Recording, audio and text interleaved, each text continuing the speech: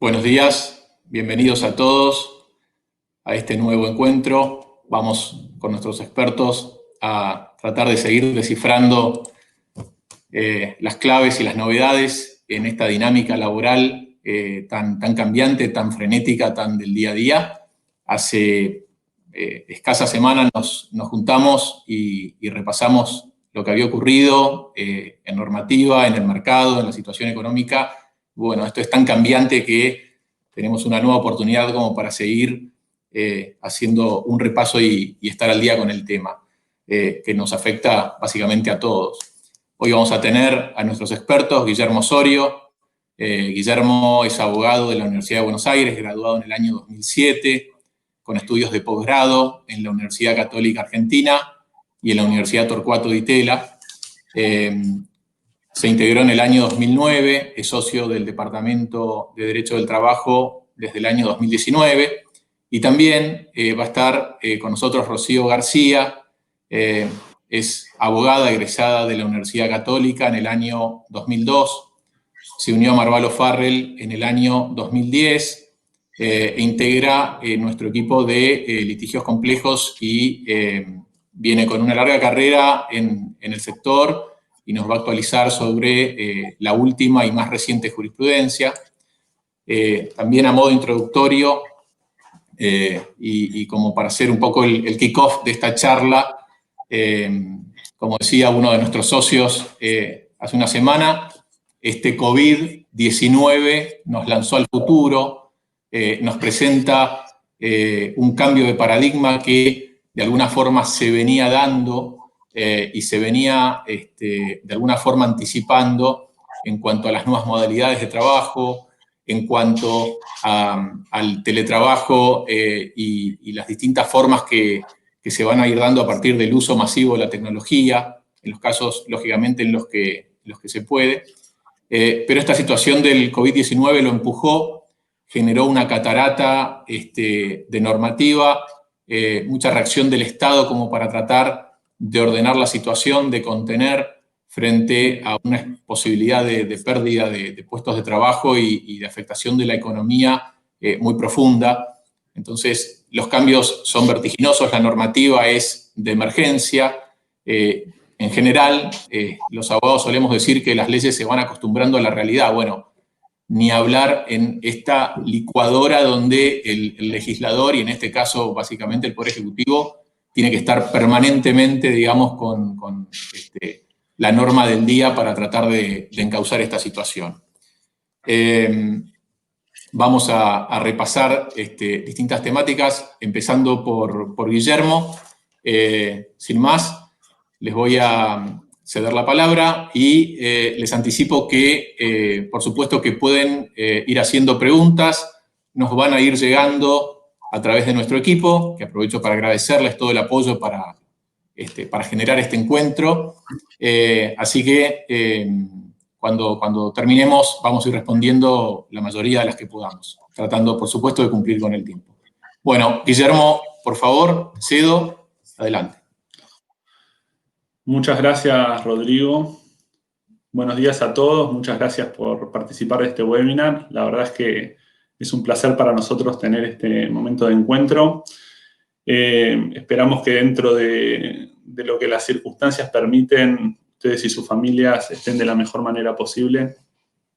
La verdad que hemos tenido una semana cargadísima de novedades, como estaba comentando recién Rodrigo. Uno de los hechos más relevantes de la semana fue claramente el acuerdo tripartito suscripto entre la Unión Industrial, la CGT y el gobierno, con firma del ministro de Trabajo y el ministro de Desarrollo Productivo. Un acuerdo absolutamente sui generis que se autocalifica como protocolo, si se quiere, para dar unas pautas para las negociaciones sectoriales y de empresas y allanar el camino de las homologaciones. Vamos a estar hablando de ese tema.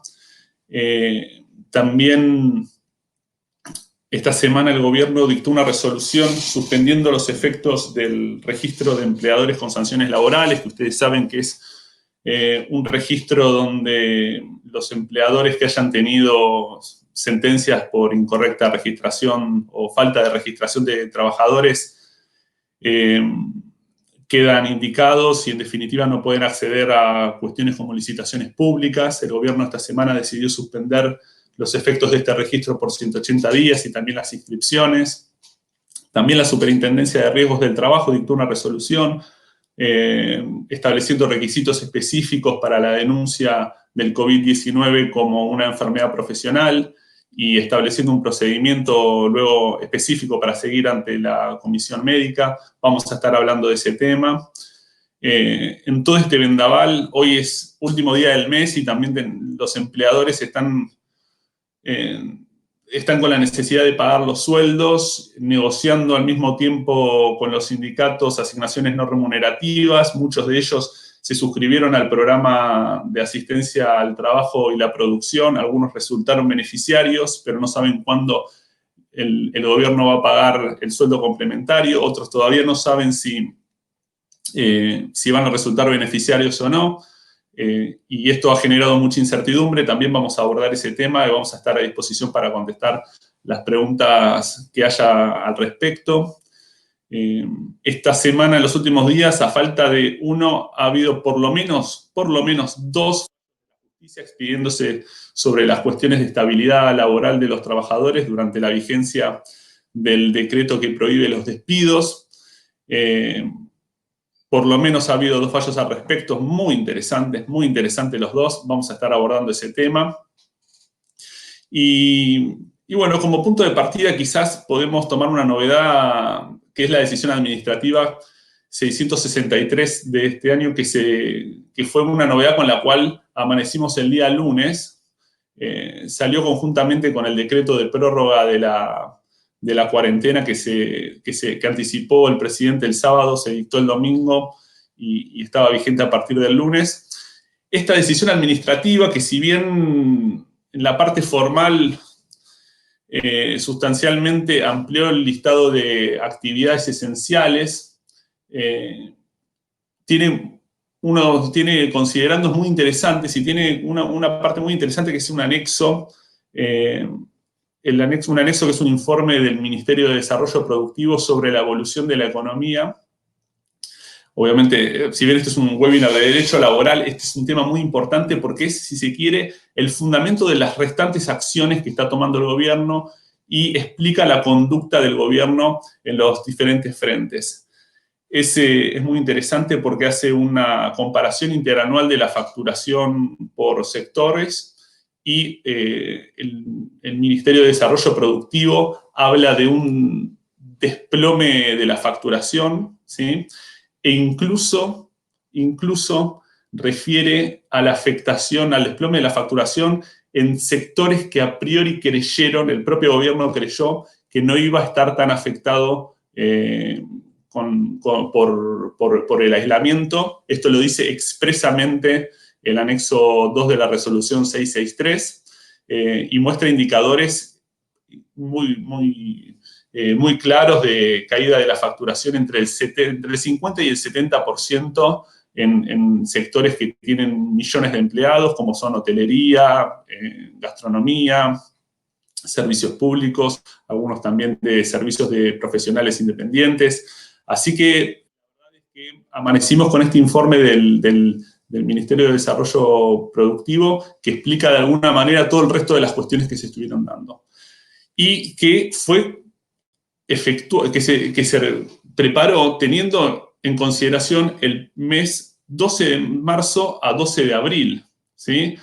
Recordemos que el aislamiento, si bien ya había medidas de resguardo durante marzo, la realidad es que el aislamiento duro comenzó recién el 20 de marzo, con lo cual hay una semana una semana de aislamiento blando contenida en este informe. Seguramente el informe o los indicadores de la economía, cuando sean sobre abril exclusivamente, van a ser todavía más duros. Así que bueno, eso es una de las cuestiones para tener en cuenta. Ahora vamos a hacer un breve repaso de lo que es en definitiva el régimen legal que está afectando las relaciones laborales en este periodo de cuarentena.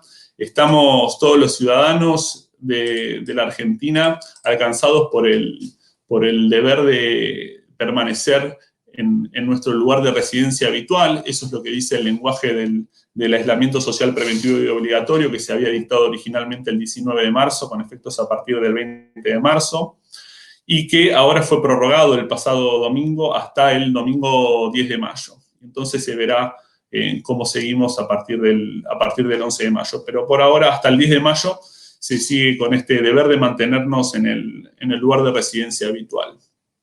Esto en lo que hace a las relaciones del trabajo, en definitiva, se traduce en una dispensa de asistir al lugar de trabajo, que es la estructura clásica bajo la cual se estaba desarrollando la economía. La gran mayoría de los empleadores tienen un establecimiento y la gente presencialmente trabaja en el establecimiento.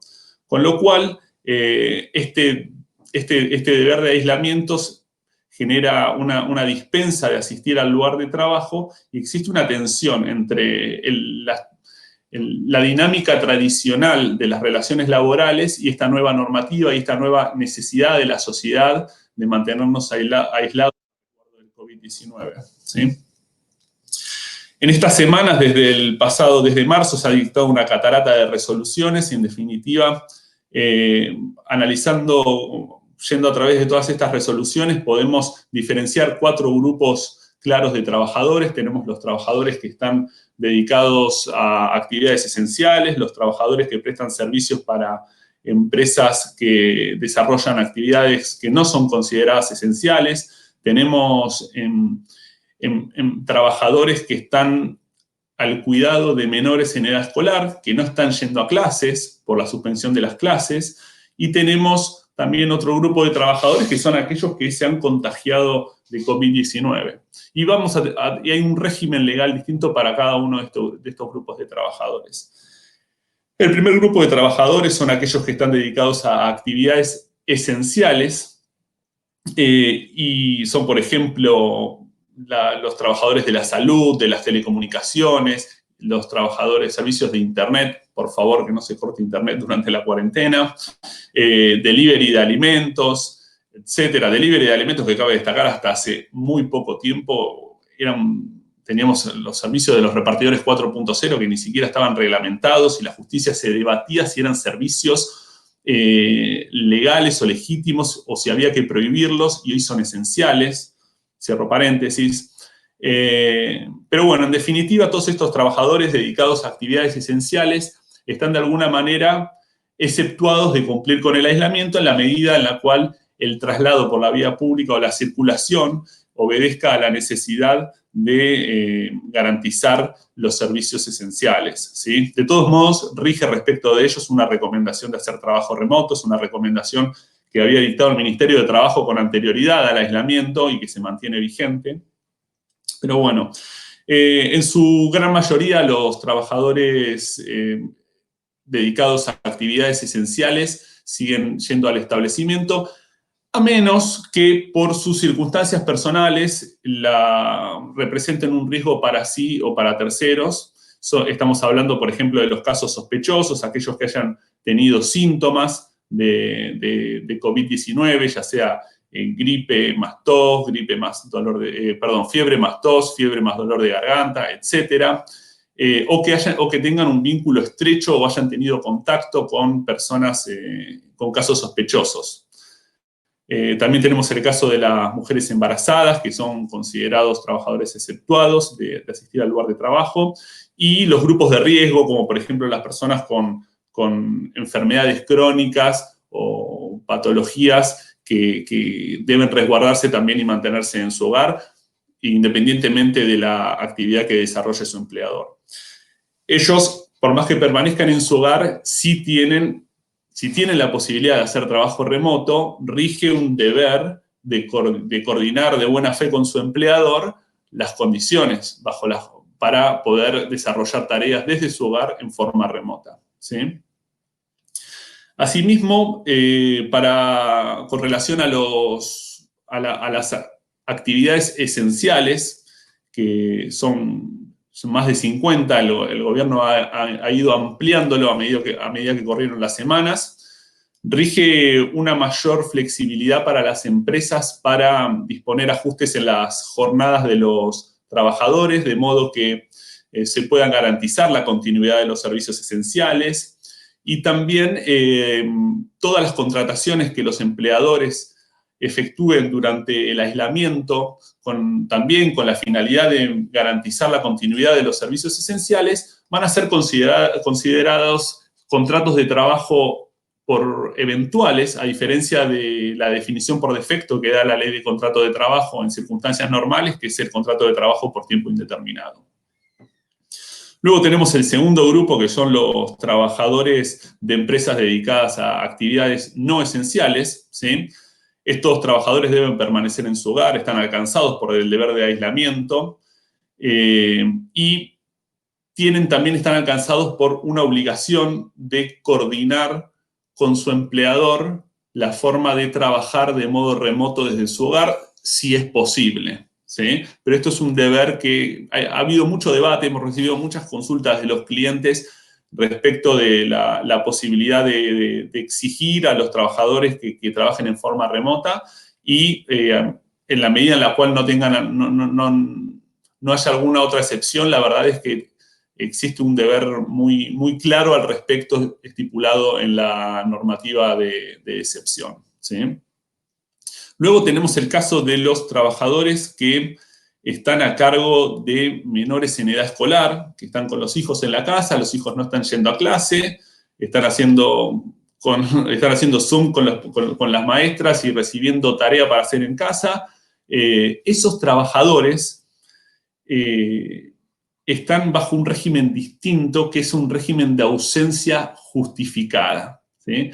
Esos trabajadores, a diferencia de los que veníamos comentando antes, no tienen la obligación de coordinar los servicios de forma remota con su empleador, porque la normativa entiende que deben dedicarse a cuidar a los menores, ¿sí? Este es un tema también que ha generado muchas consultas de parte de los clientes y son situaciones para ponderar en los casos particulares. Tenemos muchos grupos familiares en los cuales hay dos personas y no está claro quién es la persona que está a cargo, las dos personas, obviamente dos mayores que están trabajando, y no está claro quién es el que está a cargo cuidando a los menores. Es un tema muy controvertido. Y luego tenemos un cuarto grupo de trabajadores, que son aquellos trabajadores que han contraído COVID-19, ¿sí? Respecto de ellos, lo relevante desde el punto de vista laboral es poder determinar si para cada uno de ellos en forma particular el COVID-19 representa una enfermedad profesional o una enfermedad inculpable, porque de eso va a depender quién le paga el salario y quién le brinda las prestaciones médicas, ¿sí?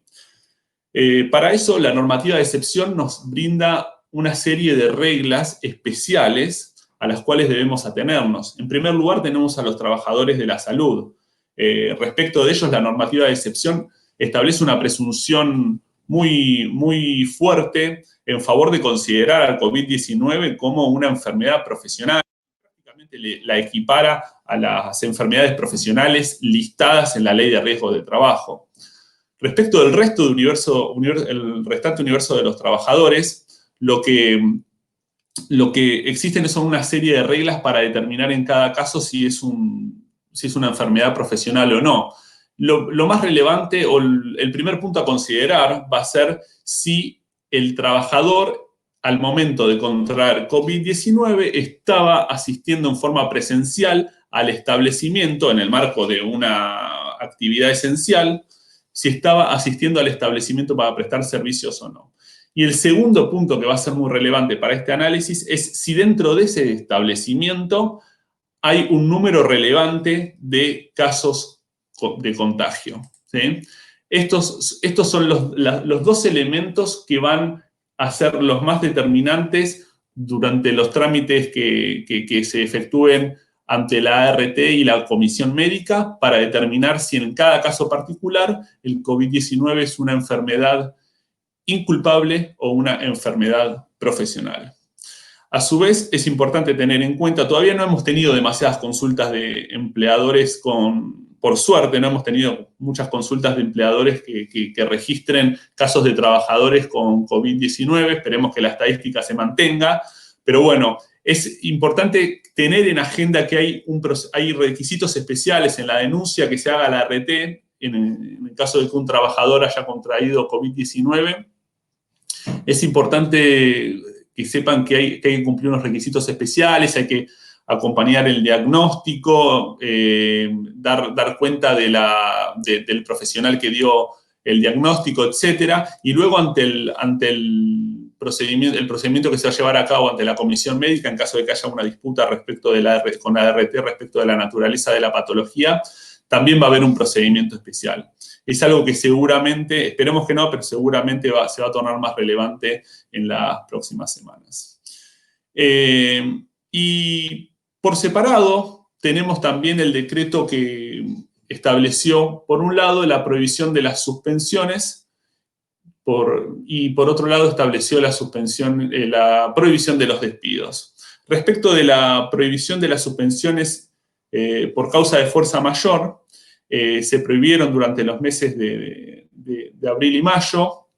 Más adelante Rodrigo va a volver sobre el tema.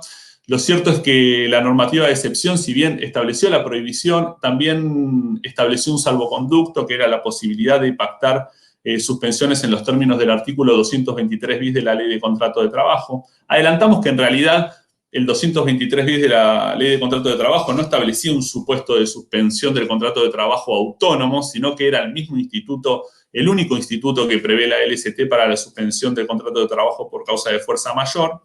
Lo que refiere ese artículo es la posibilidad de pactar una asignación no remunerativa con la parte trabajadora o con el sindicato, que ese pacto sea homologado por el Ministerio de Trabajo y que de esta manera la asignación no remunerativa esté sujeta a un régimen de cargas sociales menos gravoso que el que habitualmente afecta al salario, ¿sí?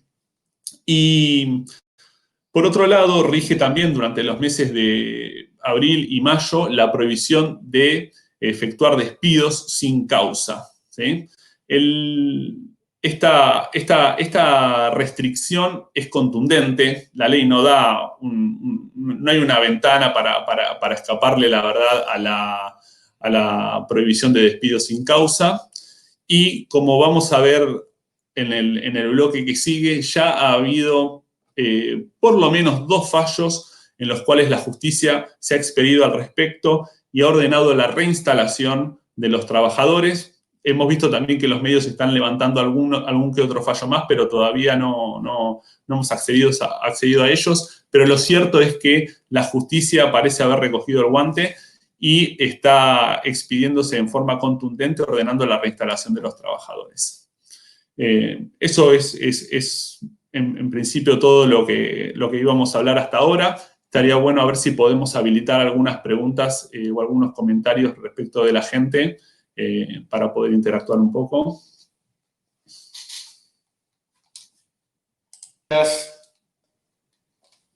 Muchas gracias, Guillermo. Decía entonces, mientras vamos ordenando las preguntas, Rocío, ahí Guillermo un poco te está dando el pie con esta situación de que la justicia, más allá de esta suerte de feria, digamos, que tenemos y que se va morigerando parcialmente en algunas jurisdicciones, ha dado respuesta, ha intervenido en casos concretos y tenemos fallos bastante novedosos. De hecho, en esta última semana, digamos, tuvimos incluso algunos relevantes, así que te voy a pedir, por favor, que nos cuentes lo importante de estos fallos. Adelante, gracias. Muy buenos días a todos. Gracias, Rodrigo. Gracias, Guillermo. Espero que estén muy bien. Como recién explicaba Guillermo, el decreto 329 prohibió los despidos sin causa o por falta o disminución de trabajo. Este decreto se publicó en el Boletín Oficial el 31 de marzo y hasta ahora, hasta estos días, no sabíamos cuál era la interpretación final que los jueces iban a hacer al respecto. Sin embargo, el pasado viernes 24 de abril, el Juzgado Nacional de Primera Instancia del Trabajo número 20 intervino en un hecho, en una medida cautelar solicitada por un trabajador. Para poder entender de qué se trata, este trabajador hacía visitas guiadas al Teatro Colón. Desde el mes de marzo las visitas no se estaban realizando, entonces con fecha 30 de marzo, su empleador le envía una notificación de despido. ¿Qué es lo que ocurre? Esta notificación, extinguiendo la relación por falta o disminución de trabajo, no llegó el 30 de marzo, sino que fue recibido por el trabajador con posterioridad a la entrada en vigencia del decreto. La notificación llegó a esfera de conocimiento del trabajador el 6 de abril. Como el decreto se publicó el 31 de marzo, atendiendo a que el despido se perfeccionó una semana después de la emisión de la carta documento, el trabajador acudió a la justicia y con una medida cautelar solicitó la reinstalación.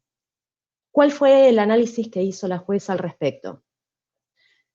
La jueza analizó los presupuestos necesarios para hacer lugar a la medida cautelar, consideró acreditada la verosimilitud del derecho y el peligro en la demora, y atendió, como les digo, al momento en el cual el trabajador recibió la carta documento, y volvió a leer la letra del decreto y dijo que los despidos que ocurrieran a pesar de este decreto no tendrían ningún efecto. Entonces, ordenó finalmente la reinstalación del trabajador bajo apercibimiento de aplicar astreintes en el caso de incumplimiento por parte de la compañía.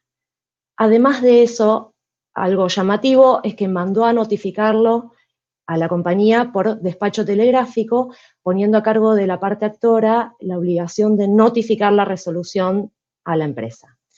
¿Por qué es tan resonante este caso? Porque se da uno de los supuestos que se ha dado en muchas compañías y que ha motivado muchas consultas, que tiene que ver con el momento en el que se dispone el despido. Cuando sale la carta documento notificándolo, no estaba vigente el decreto. Sin embargo, llegó a esfera de conocimiento con posterioridad y por eso se hizo lugar a la medida cautelar. Este fallo fue recogido por algunos medios de comunicación, pero no es el único. En la provincia de Santa Fe, el 28 de abril, se trató un caso también muy resonante y les voy a explicar por qué. Se trataba de una trabajadora que estaba en periodo de prueba y que recibió la notificación de la extinción de la relación el 9 de abril. Si bien la jueza que interviene en este caso, insisto, es la Justicia de Santa Fe, hace alguna referencia al orden utilizado para extinguir la relación, ya que dice, pareciera desprenderse de la sentencia, que la empresa dijo que estaba extinguida la relación en el periodo de prueba, es muy relevante el análisis que hace en profundidad de la situación. Toma en cuenta lo expuesto por la parte actora. La parte actora tenía una beba de 8 meses y esto es receptado por la sentencia. Evidentemente la demanda planteó que ante esta situación le era imposible, por el aislamiento social preventivo y obligatorio vigente, conseguir un nuevo trabajo. Y la jueza hace un análisis muy particular y sostiene que, si bien existe la libertad de contratar por parte de la empresa, poniendo en la balanza esta libertad de contratar y por lo tanto de rescindir una relación laboral y el derecho alimentario de la trabajadora, iba a primar lo segundo y ella lo elegía. Entonces, ordenó la reinstalación de esta trabajadora a su puesto de trabajo con una salvedad. Lo hizo por el plazo de 60 días que dura el decreto 329. Obviamente, si el decreto se prorroga, como probablemente ocurra, como se está comentando, es probable que esa medida se extienda. Es decir, que durante el tiempo que esté vigente el decreto 329 o sus prórrogas, va a estar vigente esta medida cautelar y la empresa tiene la obligación de reinstalar a la trabajadora. La verdad es que son dos casos súper interesantes por las implicancias que tienen. Uno porque el despido salió antes de la entrada en vigencia del decreto y el otro porque la trabajadora estaba dentro del periodo de prueba. Esto es lo último que tenemos, pero como adelantaba Rodrigo, sabemos que hay una feria judicial extraordinaria dispuesta por la Corte Suprema de Justicia de la Nación, a través de distintas acordadas. Desde el 20 de marzo hay una feria judicial extraordinaria para algunas jurisdicciones, no para todas. En el ámbito de la provincia de Buenos Aires, la Suprema Corte de la provincia de Buenos Aires no dispuso feria extraordinaria, sino asueto y suspensión de plazos. Sin embargo, los tribunales han actuado durante este tiempo, no solamente con respecto a las reinstalaciones que recién les comentaba, sino que también lo han hecho en otros temas. Cuando el decreto 297 dispuso el aislamiento social preventivo y obligatorio el 20 de marzo, muchas empresas se vieron con un gran problema, que era que muchos trabajadores consideraban que no estaban dentro de las excepciones del decreto y que por tal razón no tenían que ir a trabajar. Un caso muy importante fue el de la provincia de San Juan, donde una empresa que produce plásticos, en realidad hace film de PVC, que son esos plásticos que envuelven los alimentos para mantenerlos frescos en los supermercados o en los hospitales o en las cárceles. No pudo trabajar porque los empleados a partir del 20 de marzo consideraron que la actividad no era esencial y que por lo tanto no estaban exceptuados del aislamiento social preventivo y obligatorio. La empresa acudió a la justicia, la jueza que intervino en ese caso en la provincia de San Juan habilitó la feria para tratar la medida cautelar, y si bien podíamos considerar que se expidió un poco sobre el fondo del asunto, que era una acción declarativa de certeza, lo cierto es que hizo lugar a la medida cautelar y ordenó al sindicato, y por su intermedio a los trabajadores por ellos representados, a volver inmediatamente a sus puestos de trabajo. Esto ocurrió en San Juan y se habilitó feria a tal efecto. Pero también tenemos un caso importante en el ámbito de la provincia de Buenos Aires. Como les decía, la Suprema Corte de Buenos Aires dispuso asueto desde el 20 de marzo y suspensión de los plazos, pero la justicia siguió operativa. Les voy a comentar muy brevemente el caso de una empresa de la industria láctea que, una vez dictado el decreto 297 que disponía el aislamiento social preventivo y obligatorio, dispuso un cambio en la jornada de trabajo de los trabajadores que estaban en una planta en zona sur. Estos trabajadores hacían un régimen de 7 días de trabajo por 2 de descanso, y la compañía decidió cambiarlos a un régimen máximo de 44 horas semanales. Ese cambio no era caprichoso, tenía por objeto cuidar a los trabajadores, minimizar el aislamiento de los trabajadores ante un caso positivo de coronavirus, poder organizar mejor el trabajo mediante un sistema de rotación de los empleados, y garantizar la plena producción, ya que su actividad era esencial y necesitaban producir alimentos. Dicho esto, notifica, luego del 20 de marzo, el cambio en la jornada de los trabajadores, informándoles que iban a cambiar a partir del 1 de abril. ¿Qué hace el sindicato y los trabajadores por ellos representados? Acuden a la justicia y solicitan una medida cautelar, una acción sindical, tendiente a no innovar las condiciones laborales que tenían vigentes al 31 de marzo. El Tribunal de Trabajo que intervino de Lomas de Zamora, en ese caso puntual, analizó los presupuestos, consideró que estaban acreditados la verosimilitud del derecho y el peligro en la demora, e hizo lugar a esta medida cautelar y ordenó a la compañía no innovar las condiciones laborales vigentes al 31 de marzo de estos trabajadores. ¿Cómo lo notificó? Mediante un oficio que llegó el viernes 3 de abril a la empresa, donde estaban consignados la totalidad de los nombres de los trabajadores involucrados, y se decía que debían mantener el salario y las condiciones laborales que tenían. Obviamente la compañía impugnó esta medida cautelar, inició un incidente de levantamiento de la medida cautelar, y lo que hizo el tribunal en ese contexto fue citar a una audiencia. Es relevante porque sabemos que durante este tiempo no se han estado realizando audiencias en general, pero este Tribunal de Lomas citó a las partes a una audiencia que se celebró el 13 de abril. Sin embargo, aclaró que no podían ir los representados, y especialmente lo solicitó, diciendo que solamente debían concurrir los abogados apoderados de las partes. La audiencia se celebró, la verdad que la historia continuó y es extensa y sigue el conflicto hasta la actualidad, pero las partes manifestaron estar en tratativas conciliatorias, se comprometieron a mantener la paz social y a no tomar medidas drásticas, y se suspendió la vigencia de la medida de no innovar. ¿Por qué se los comento este caso? Porque las medidas cautelares parecieran estar realmente en todas las jurisdicciones y ante diferentes conflictos que se suscitan entre sindicatos, empresas y demás, y la verdad es que está actuando la justicia en esos casos rápidamente.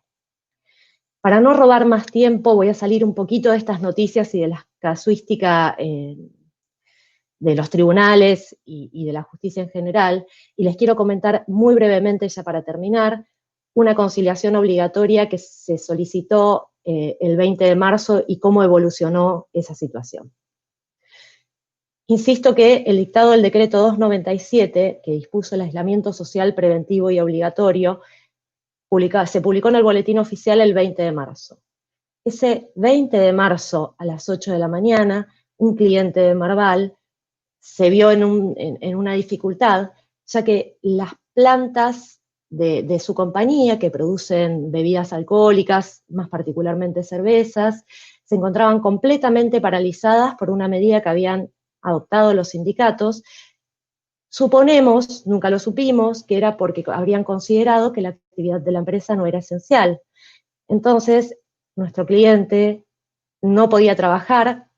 A las 8 de la mañana del 20 de marzo, las plantas de la provincia de Santa Fe y de Buenos Aires se paralizaron en su totalidad. Este cliente nos contacta y nos pregunta cómo solucionar de manera inmediata esta situación. Se le sugirió ir por la vía de la conciliación obligatoria. Entonces, esa mañana del 20 de marzo, ya todos aislados, se trabajó en el pedido de conciliación obligatoria. En el escrito se consignó cuál era la relevancia de que la empresa pudiera producir.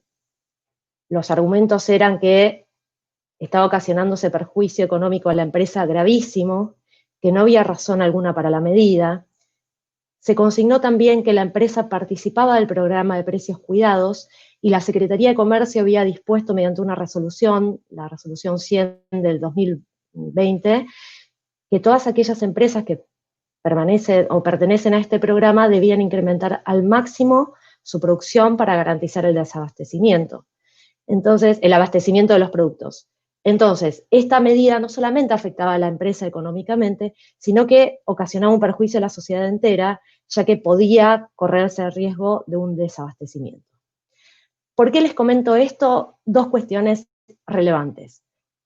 Ingresó este pedido de conciliación obligatoria a las 13 horas al Ministerio de Trabajo y a las 14 horas ya se había dado por iniciado la conciliación obligatoria y se había ordenado a los sindicatos a que se abstuvieran de cualquier medida que estuvieran implementando o que tuvieran previsto implementar en el futuro y obviamente que volvieran a trabajar. No solamente se pudo resolver este conflicto grave durante el día, inició el conflicto a las 8 de la mañana y a las 14 horas estaba resuelto ese mismo 20 de marzo, sino también porque como estábamos todos aislados, cuando se presenta la conciliación obligatoria, se sugirió y se puso a disposición una casilla de correo electrónico y los teléfonos de los abogados intervinientes a fin de poder canalizar, si así lo disponía el Ministerio, por ejemplo, una audiencia de manera digital.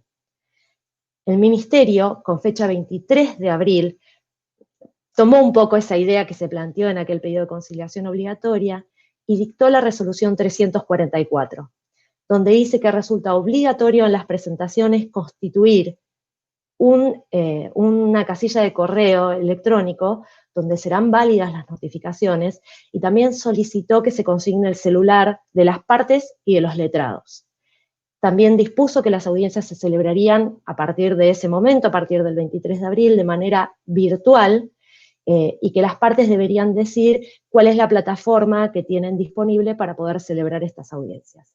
Ese mecanismo está funcionando, el Ministerio de Trabajo está celebrando estas audiencias virtualmente, así que creemos que toda esta novedad, todo este dictado de medidas, decretos, resoluciones, realmente traen cambios que esperábamos para más adelante, pero se está produciendo la revolución 4.0 y que parece que llegó para quedarse, por ejemplo, con esta implementación de audiencias virtuales del Ministerio. Bueno, no quiero aburrirlos más. La verdad les comenté un poco la casuística, cómo estábamos tanto en tribunales como en el Ministerio de Trabajo. Ahora va a continuar Rodrigo con un tema que seguramente les interese. Rodrigo. Gracias, Rocío. Muchas gracias, por la exposición. Muy claro, vemos que hay mucha dinámica en el tema jurisprudencial y la verdad que avisoramos que se multipliquen los fallos y que haya un montón de situaciones que ameriten la intervención de la justicia. Ya estamos recibiendo un montón de preguntas. Voy a tratar de ser breve en mi bloque para poder pasar después a responder la mayor cantidad. Pero una de ellas me llamaba la atención porque dice si se podía despedir en periodo de prueba, ¿no? Si esto estaba alcanzado o no por el decreto. Bueno, en realidad, me acuerdo que tuvimos esta pregunta hace una semana y mi respuesta claramente es, no estamos hablando de un despido, estamos hablando de una extinción del contrato, no es un despido, con lo cual no estaría prohibido. Bueno, esa es la respuesta que dimos hace una semana antes de conocer el fallo que describiste, Rocío, así que claramente nuestra respuesta hoy tendría un signo de interrogación, depende de quién resuelva el caso el día de mañana. Pero bueno, voy un pasito para atrás, hoy me tocó ser el presentador, así que me voy a tener que presentar también.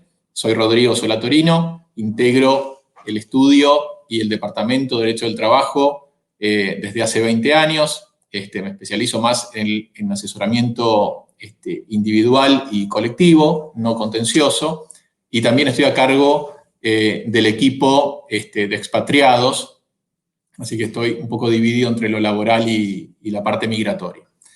Estaba pensando, dentro de esta vorágine que venimos hablando, cuáles son como los highlights, cuáles son los títulos altos a los que hay que prestar atención. Y bueno, se fue dibujando un poco el panorama como explicaba Guillermo, desde la suspensión de los despidos y las suspensiones, quedó este famoso 223 bis, ¿no? Que es, digamos, de alguna forma, la única puertita que quedó abierta como para instrumentar alguna medida paliativa desde el lado de la empresa. Entonces, el 223 bis se ha transformado de alguna forma en la vedette, digamos, ¿no? En la vedette como para tratar de morigerar un poco el impacto económico de esta crisis en la gran mayoría de actividades y sobre todo en aquellas que están no exceptuadas, no estrictamente prohibidas, con lo cual las empresas han pasado a tener una facturación prácticamente inexistente. Guillermo mencionó el acuerdo con la UIA. Hay algunas preguntas, digamos, que vienen en ese sentido, así que voy a tratar de hilvanar, así optimizamos, digamos, el tiempo. ¿Qué significa este acuerdo con la UIA, o en realidad tripartito? Es una reunión tripartita entre la Unión Industrial, la CGT y el Ministerio de Trabajo. O sea, está representada la parte empleadora, está representada la parte trabajadora y está representado también el Estado. Y lo que hace esta reunión tripartita es emitir una especie de opinión, digamos, donde aconseja que se dicte una norma instrumental para que dé certidumbre respecto a las personas que no pueden prestar servicios en forma habitual. Entonces, establece una suerte de parámetro, digamos, donde dice, bueno, en aquellos casos en los que no se pueda trabajar, tomando un plazo desde el 1 de abril hasta el 31 de mayo, por ahora, y siempre y cuando se pacte una asignación en el marco del 223 bis, que represente por lo menos, como mínimo, el 75% del equivalente a lo que hubiera sido la remuneración del empleado neta, con excepción de los aportes para la obra social y para las entidades sindicales, ello debería tener una homologación automática del Ministerio de Trabajo. Si no se llega al 75% de la asignación equivalente al salario neto, entonces va a pasar a tener digamos, un análisis distinto, no tan express, digamos, por parte del Ministerio de Trabajo. Esto no alcanzaría, digamos, al teletrabajo o a los dispensados, pero esta acta de la reunión tripartita combina, digamos, esta posibilidad de dar la asignación del 223 neta con el beneficio que estaba dispuesto en el decreto 376, es decir, ese complemento de entre 1 y 2 salarios mínimo vital. Entonces, la asignación del 223 se pagaría arriba de esa ayuda del Estado hasta llegar por lo menos al 75% del salario neto. Hay varias preguntas que vienen en ese sentido de si yo ya puedo, digamos, pactar en función de este acuerdo. En realidad, es un acuerdo tripartito que no es una norma en definitiva, sino que como una suerte, digamos, de amicis curiae del Poder Ejecutivo y del Poder Legislativo, que son los que sancionan las leyes y los decretos reglamentarios y de urgencia, le pide una norma para hacer más dinámica esta homologación. ¿Por qué? Porque si no hay homologación, me meto en otra pregunta, en principio el empleador no puede hacer uso de forma unilateral del 223. Necesitamos el acto del Estado, el acto administrativo, digamos, que apruebe ese acuerdo. Vamos a volver un poquito a eso. Voy para atrás. La semana pasada, uno de nuestros expertos, Walter Manco, hablaba, digamos, de los dos caminos, ¿no? Con la metáfora esta del camino corto y el camino largo de Caperucita. Tenemos dos universos cuando estamos buscando por ahí una solución a través de un 223. Tenemos el universo de los empleados convencionados que están representados por una entidad sindical, así todo no estén afiliados, no importa, mientras se les aplique un convenio colectivo, su representante a los efectos de la negociación colectiva es el sindicato, son los delegados, son los representantes del sindicato. Y después tenemos también un universo de empleados que no tienen una representación sindical, sea porque la industria no esté representada o bien porque probablemente se trate dentro de alguna industria que tenga un convenio aplicable de empleados jerárquicos que quedan afuera, digamos, del ámbito del convenio. Entonces, esos empleados jerárquicos no tienen representación. Y ahí tenemos una primera división. Cuando tenemos al actor sindical, cuando tenemos al empleador o bien a la Cámara ya negociando a nivel industria y se genera un acuerdo, dejemos un poquito al costado la UIA, hablamos de los acuerdos que ya se están presentando, hay un montón de acuerdos que se están negociando, voy a tratar de hacer un repaso muy rápido, y ese acuerdo es homologado, claramente la asignación se vuelve, digamos, una posibilidad legal, en principio, sin contingencias, no hay que descartarlas, hay empleados que las pueden controvertir, etcétera, pero, digamos, en principio, con un manto jurídico que permite tomar esa acción. Ahora, cuando tenemos la situación de los empleados que no están representados por el sindicato, lo que hizo, en este caso, el Ministerio es ordenar que esos acuerdos fueran derivados al SECLO, en este caso al Servicio de Conciliación Laboral Obligatorio. Y al derivar esos acuerdos al SECLO, como el SECLO todavía no está listo, todavía no logró instrumentar, digamos, la vía virtual para generar las audiencias, la ratificación de los acuerdos necesarios, etcétera, son acuerdos que están, digamos, stand-by, están colgados, están esperando la posibilidad de tener esa ratificación por parte del Estado. Entonces, hay muchos casos así, estamos llevando algunos de ellos. En este momento, si se avanzara con aplicar el 223 sin tener una homologación, sin tener una ratificación frente al Ministerio de Trabajo, por el lado del empleador, se correría el riesgo de que el empleado eventualmente le reclame diferencias salariales, porque entienda que es inválida, contraria a derecho, la aplicación del 223. En un escalón superior se considere despedido en forma indirecta. Está prohibido el despido directo, pero no el despido, digamos, con una causa denunciada por el trabajador. Y también, como no tiene esta bendición del Estado, la autoridad fiscal, la AFIP en este caso, podría reclamar los aportes y contribuciones omitidos al sistema. Con lo cual, ese es un poco el abanico, digamos, de contingencias que enfrenta el empleador frente a la no aprobación. Ya estamos prácticamente a final del mes, con lo cual hay un montón, digamos, de casos que están ahí en cola y las compañías o ya liquidaron los sueldos o están en proceso de hacerlo, quedan muy pocos días para el pago, así que esto exigiría, digamos, de parte de la autoridad alguna solución, alguna certeza, digamos, para poder avanzar. Rápidamente, recordamos que hace una semana se estaba cerrando la posibilidad de inscribirse en el programa de asistencia al trabajo. Hubo una pequeña prórroga. Creemos que en la medida en la que se subsista esta crisis, se estiren los plazos, digamos, de aislamiento, sería necesario, digamos, alguna segunda vuelta.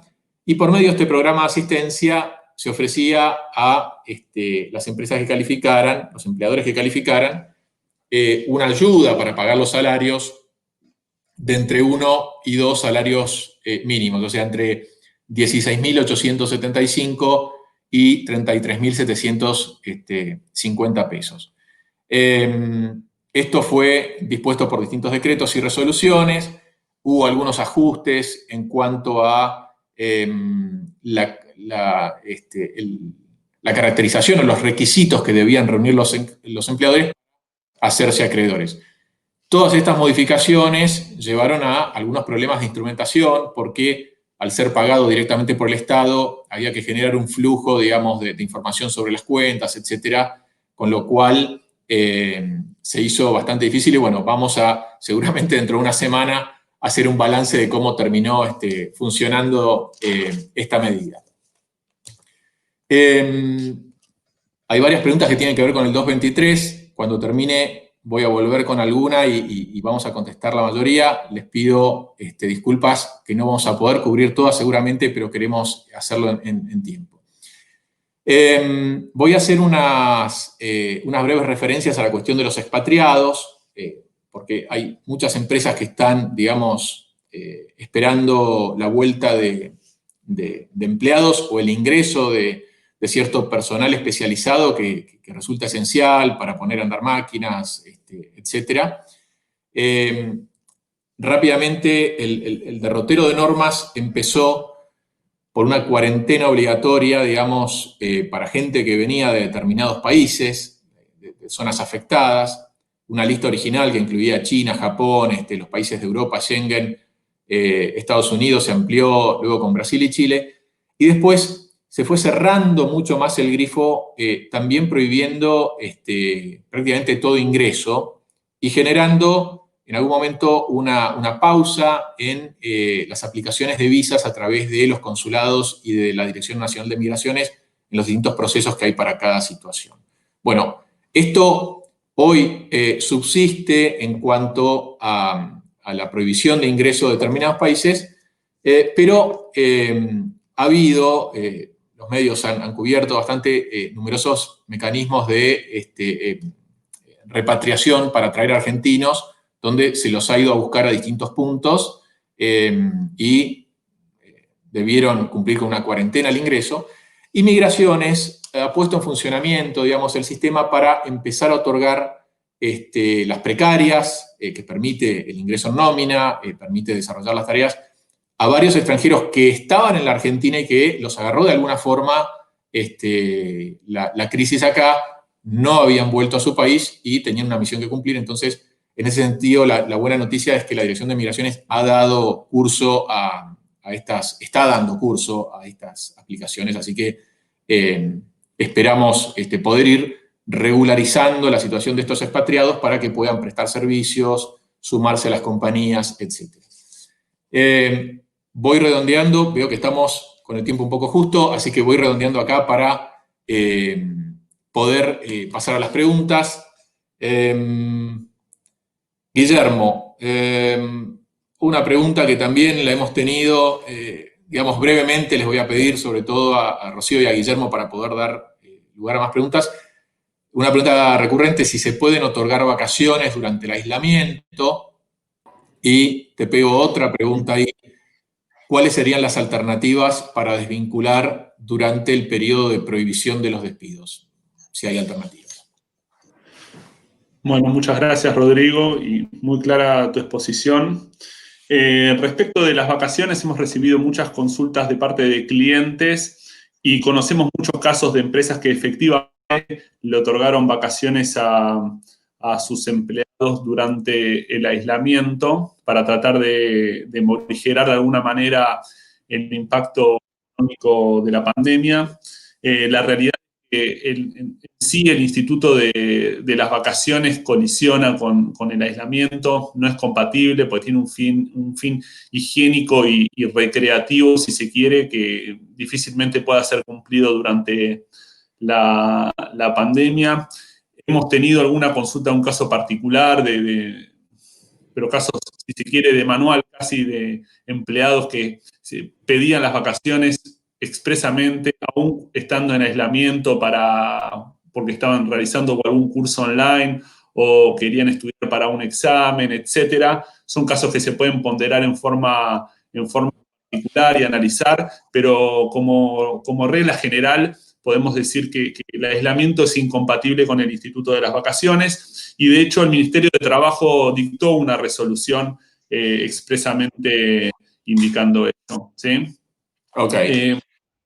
Con relación a las alternativas para desvincular empleados durante la vigencia de la prohibición de los despidos, vemos que muchas empresas no están prohibidos los otros supuestos, los restantes supuestos que prevé la ley de contrato de trabajo para extinguir un contrato de trabajo, que son, por ejemplo, el mutuo acuerdo. Y si bien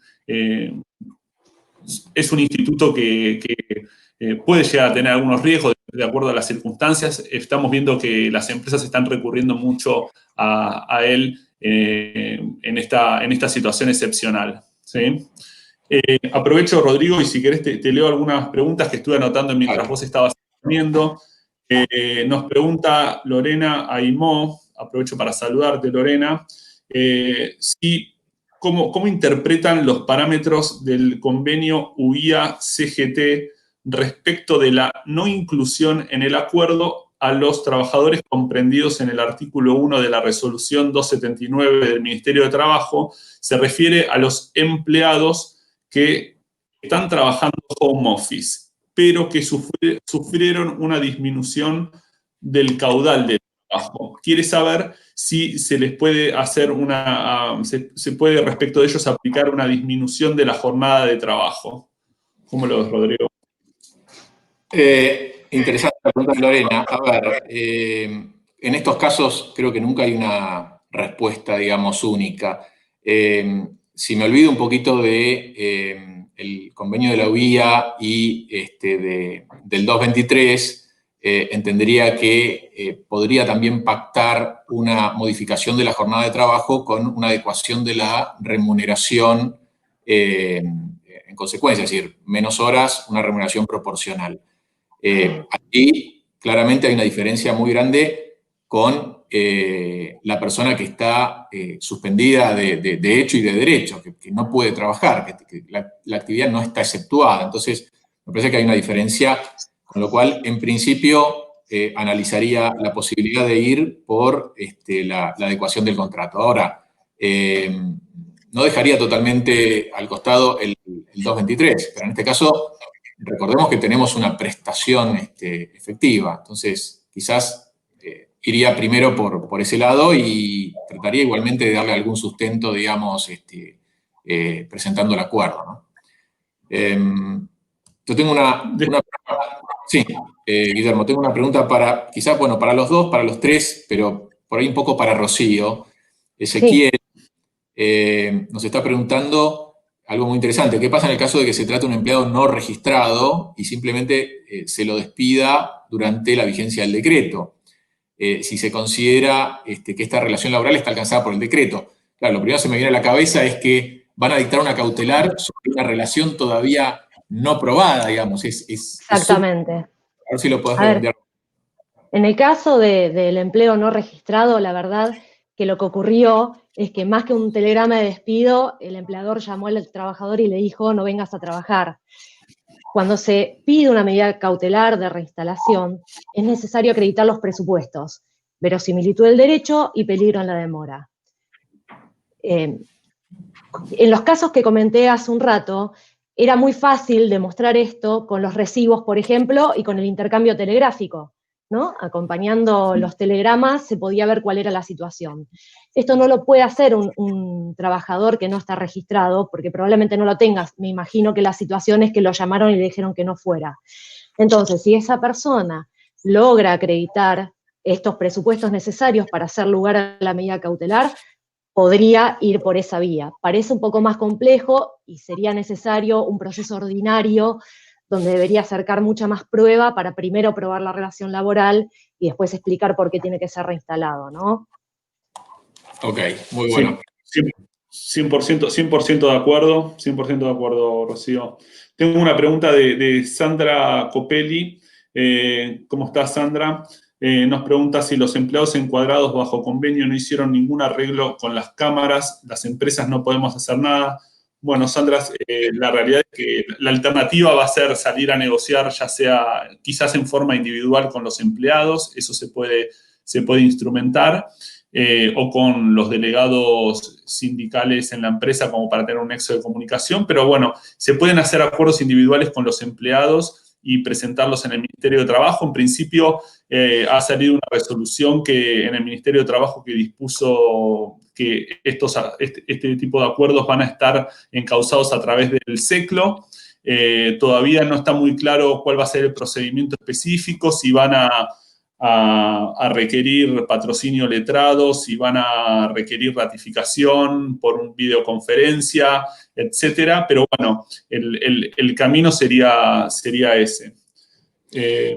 Pues, Guillermo, te hago un comentario ahí, si me permitís, que tiene que ver con un poco la jurisdicción, porque justamente en este cúmulo de acuerdos y de situaciones presentados ante el Ministerio, recordemos que con la resolución 101, solo el Ministerio de Trabajo de la Nación se arrogaba competencia para resolver en estos procedimientos.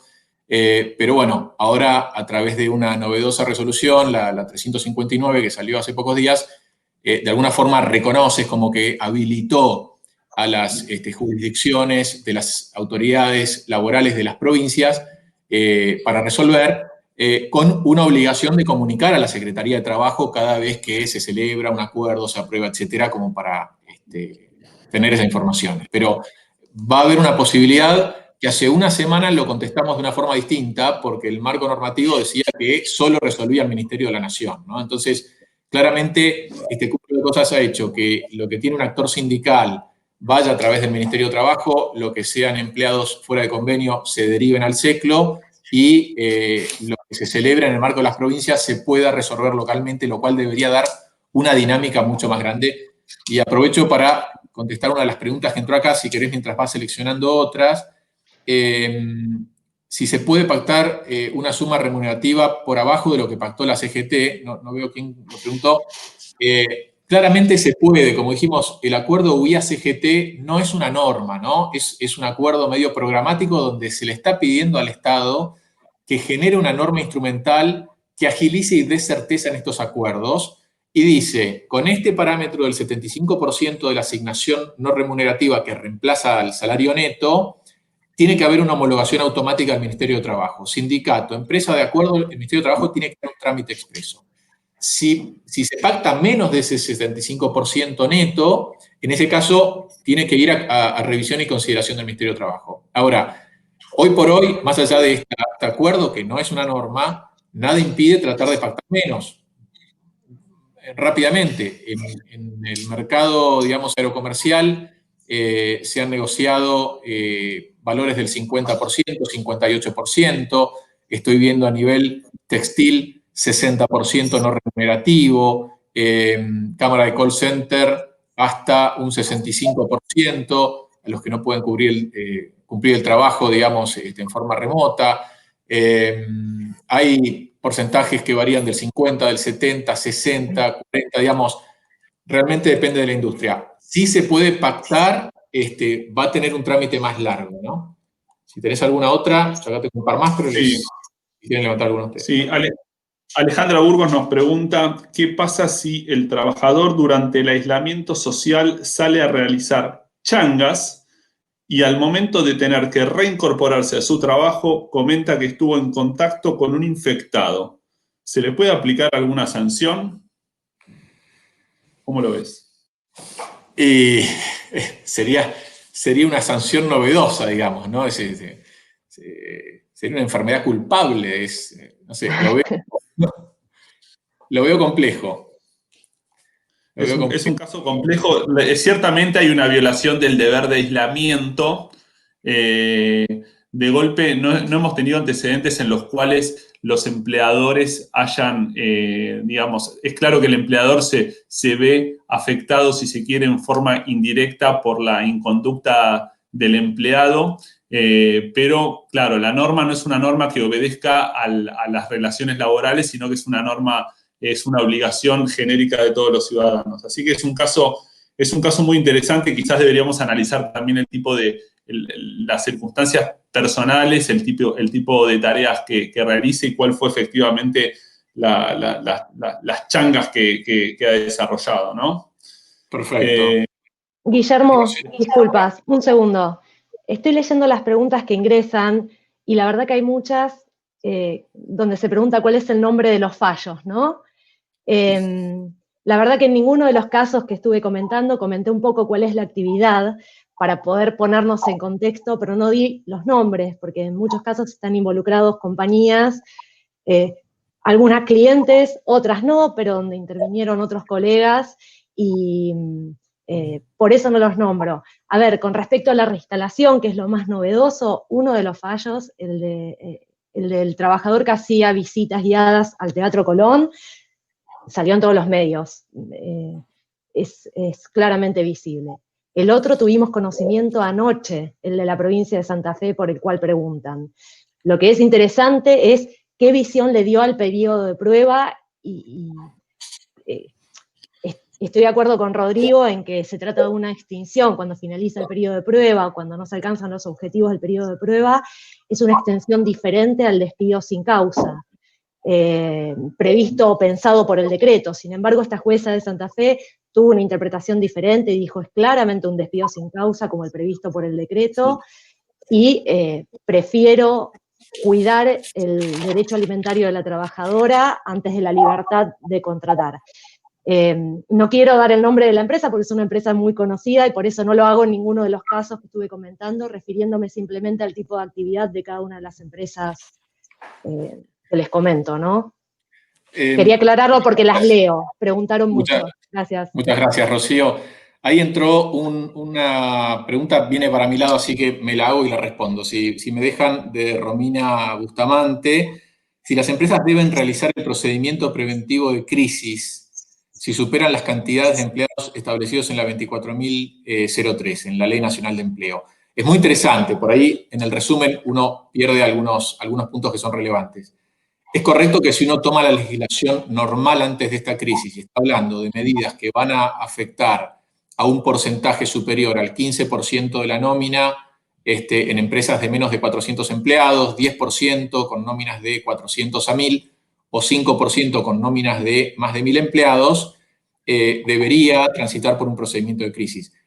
Toda esta normativa de emergencia está dando una suerte de autopista porque aquí, digamos, si tenemos que transitar el procedimiento de crisis, no darían los tiempos para instrumentar las medidas como en una situación de cierta normalidad, que no sea precisamente la empresa. Así que entendemos que claramente no, digamos, en tiempos normales habría que ir por el procedimiento de crisis, pero en esta situación no, hay que ir directamente al Ministerio de Trabajo y el Ministerio de Trabajo con todas estas disposiciones de reconocer y habilitar a las provincias, de permitir la negociación en forma virtual, otra cosa que un poco resalto por ahí, si no quedó claro, es decir, tanto el ciclo cuanto lo puede hacer como el Ministerio de Trabajo ya lo está haciendo, se negocia a través de estas plataformas como la que estamos usando, Zoom, Teams, cualquiera que permita, digamos, conectividad, y se celebran las audiencias que son plenamente eficaces en forma virtual. Entonces,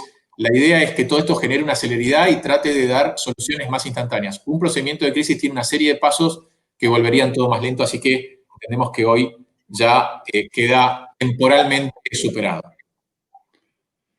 Tengo una pregunta más, Rodrigo, si te parece. Nos pregunta Mayra Gallardo si se pueden dar de baja contratos de trabajo eventuales con más de 6 meses de antigüedad sin incumplir el decreto o la prohibición de despidos.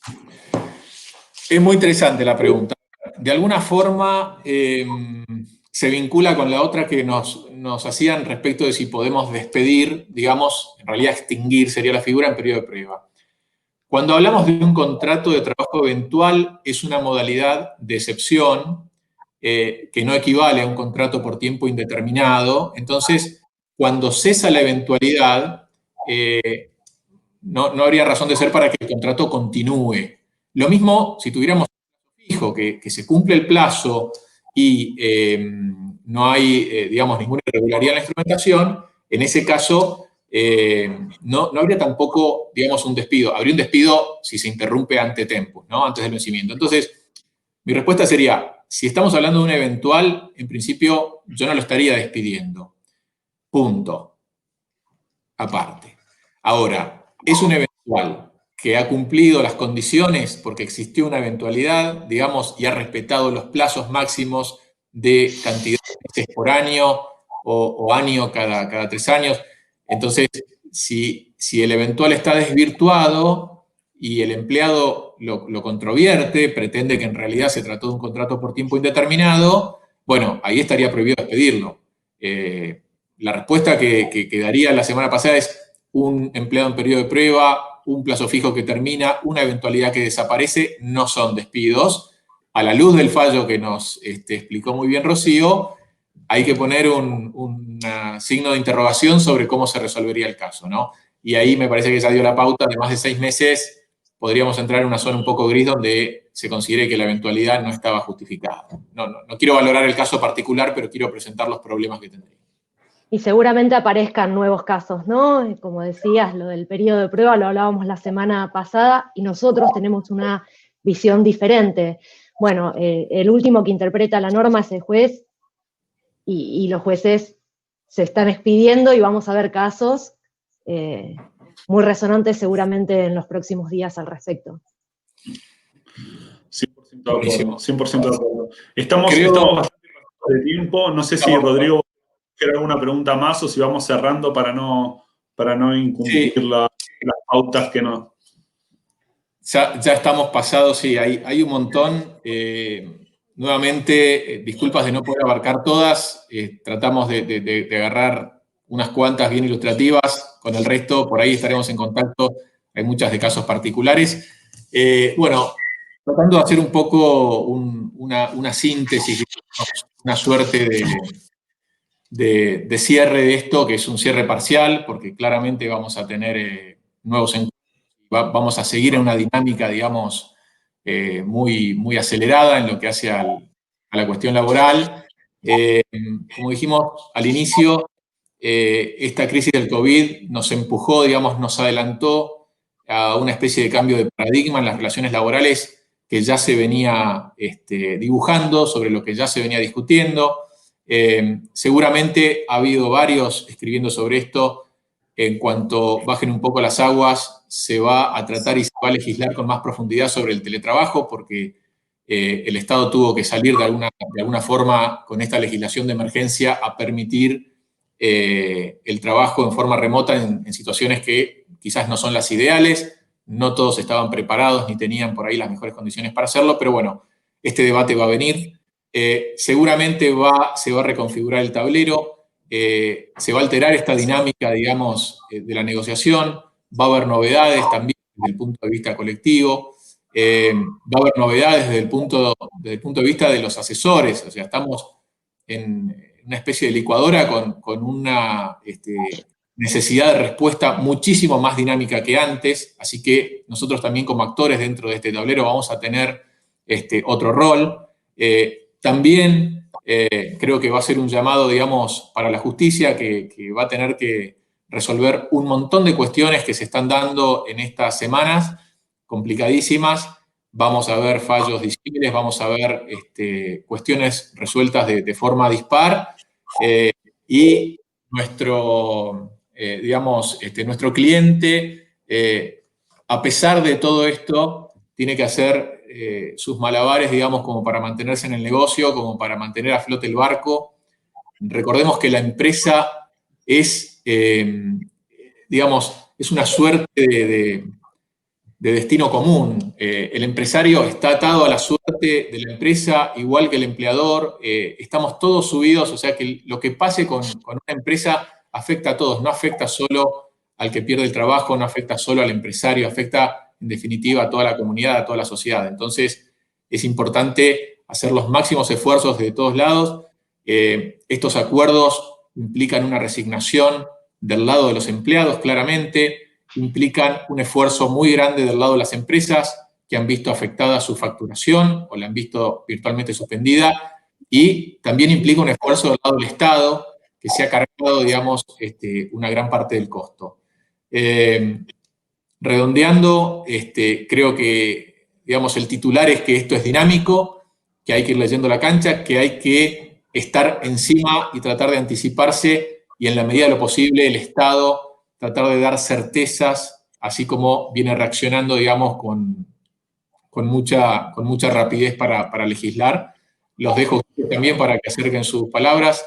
Aprovecho para despedirme y muchísimas gracias a todo nuestro equipo, a toda la gente de marketing del estudio, a nuestros socios, a todos los asociados del departamento que tanto soporte y tan comprometidos están con el trabajo, y gracias también a los clientes. Guillermo, Rocío. Sí, gracias. Gracias, Rodrigo. Bueno, estamos contentos de poder tener este espacio, esperamos que les sea de utilidad.